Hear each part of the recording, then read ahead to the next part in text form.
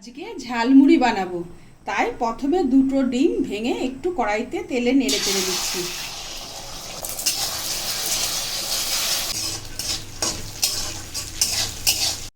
অল্প একটু সর্ষের তেল নিয়ে নিচ্ছি কড়াইতে।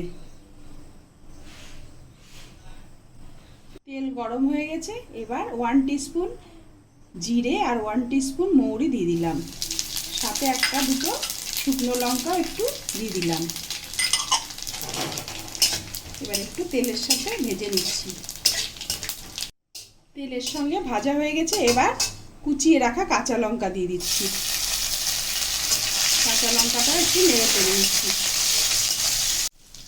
100 গ্রাম বাদামও দিয়ে দিচ্ছি। সামান্য একটু নুনও দিয়ে দিলাম। এবার মুড়িগুলো দিয়ে দিচ্ছি।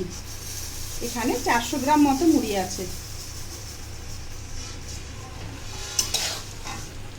মুড়ির সাথে সবকিছু একটু মিশিয়ে নিচ্ছি। এবার চানাচুর দিয়ে দিলাম। এখানেও 100 গ্রাম চানাচুর আছে। এবার চানাচুরটা দিয়েও মিশিয়ে নিচ্ছি। ডিমের অমলেটটাও মিশিয়ে নিচ্ছি।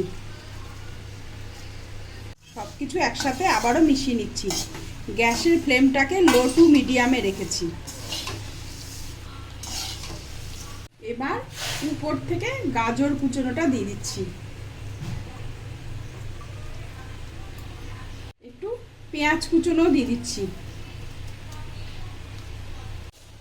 উপর থেকে ধনেপাতা কুচিও দিয়ে দিচ্ছি।